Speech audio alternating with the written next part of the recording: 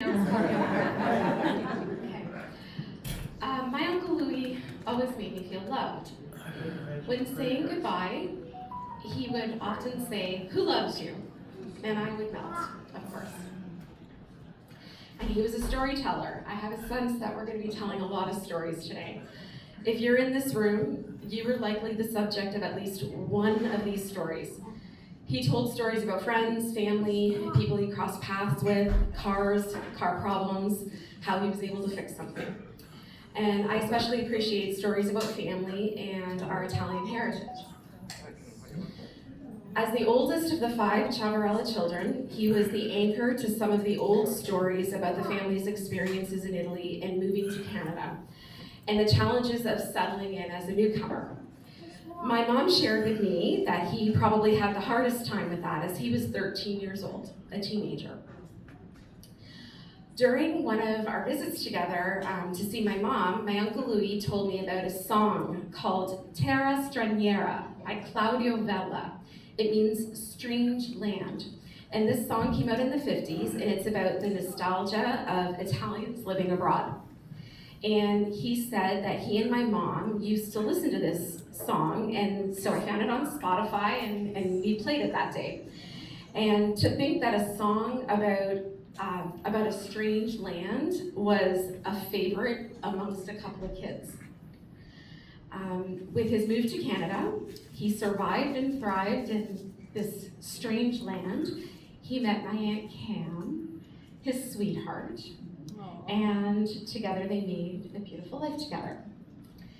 And when I saw Uncle Louie in the hospital, one of the last things he said to me was, "You know, our family isn't half bad, eh?" So family, that's our reminder to cherish each other. And with the theme of storytelling, I have just a couple I'm going to share. So he helped me when I was buying my first car, and my second too. And I would tell him about a car that I saw on a lot last night, and before I could even continue, his snappy response was, "There's only one thing you do at night, and it ain't looking at cars." So, lesson noted.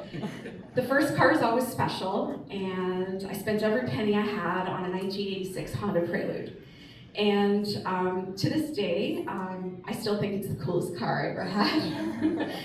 And it was standard, so I had to learn how to drive stick. So Uncle Louie took me out to learn how to drive stick. So did my Uncle Matt. I don't know if Uncle Matt taught me how to drive stick too. And I went on to drive standard cars for the next 30 plus years. So when it came to buying a house, he also helped me with that. So I talked to Uncle Louie about old houses, about neighborhoods in Hamilton, and he warned me to watch for poorly done renovations and repairs, which he referred to as lipstick on a pig. And, good advice again. And I ended up moving into a house in Rosedale, and I think it was fate that had brought me and my husband Ange to that house. Uncle Louie, right away, when I told him what house we bought, he knew the house and he knew who lived there. It was a former Stelco guy that lived there, and turns out that when my grandfather retired from Stelco, the retirement stag was held in the basement of that house. So I'm telling you, it was fate that I was going to live there. So I love that neighborhood, and I love taking a walk with my 2 boys when they were really little. And the house was right around the corner from the house on Cochrane Road, where my Nono, my Nona, my Uncle Louie, my mom, my uncles all lived when they came from Italy. So I liked pointing that house out to my boys and telling them a little bit of history about that neighborhood. So thank you for letting me tell some stories today. I'm going to close with a poem, and it's called A Fallen Limb. I did not write it, but I thought it was really perfect. So, a limb has fallen from the family tree. I keep hearing a voice that says, "Grieve not for me. Remember the best times, the laughter, the song, the good life I left while I was strong. Continue my heritage, I'm counting on you. Keep smiling and surely the sun will shine through. My mind is at ease, my soul is at rest, remembering all how I was truly blessed. Continue traditions, no matter how small. Go on with your life, don't worry about falls. I miss you all dearly, so keep up your chin until the day comes when we're together again.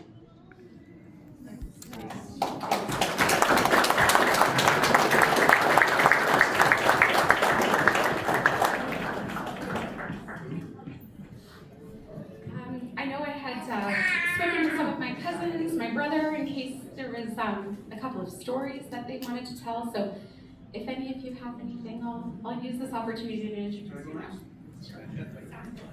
This is Mark. I'm going to do, yep. You want to say something first? What do you want? My name is Mark. I'm one of Louie's nephews, and my father and Louie are brothers. And I'm looking around the room, and I don't know most of you, and it's very overwhelming to see all of the outreach that my uncle has in the community. It is amazing to see everybody here, and like I said, it's very overwhelming. Thank you on behalf of everybody.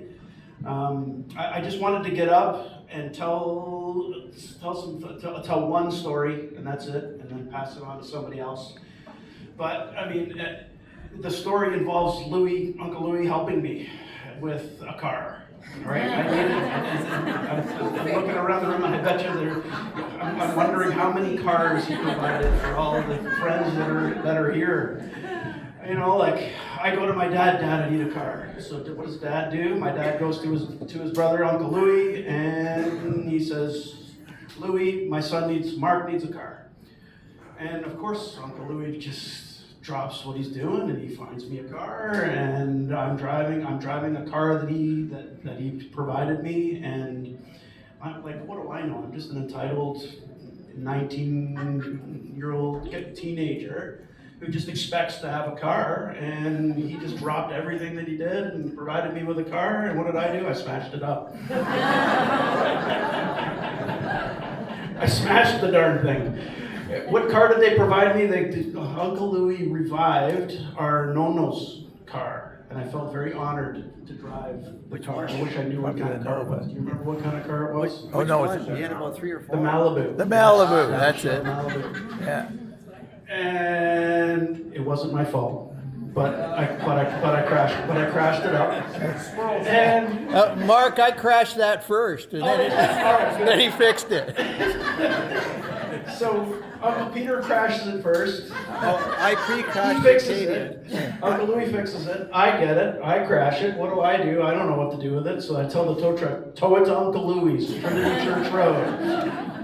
Uncle Louie fixes it up, and then I don't know what happened to it after that. I drove it. You drove it after that. Then what? And then, well, I was in the shower and we were having a block yard sale. My ex-wife sold the car while I was in the shower.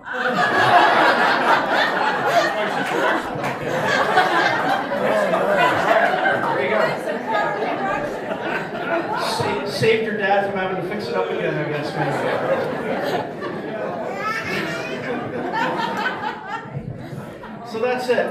I just wanted to put that out there, okay, so that you can see that there's the family. Like, he helped the family as much as he helped every one of you, and it's just what he did. And and we'll forever love him for it, forever.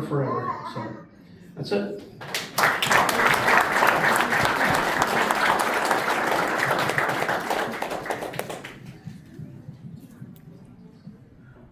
Dion.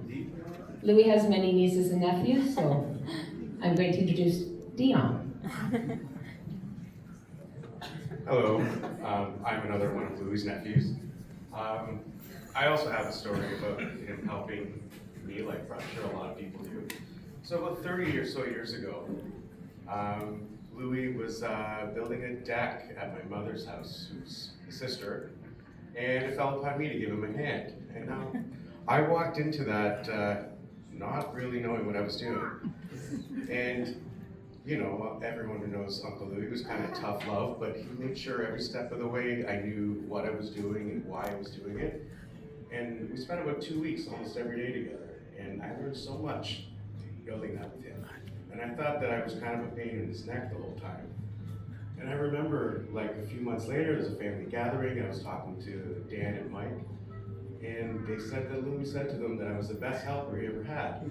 And that really surprised me, but it really touched me. And I don't know, it's a very fond memory I've had with him, and just want to share it with everybody. That's all I got.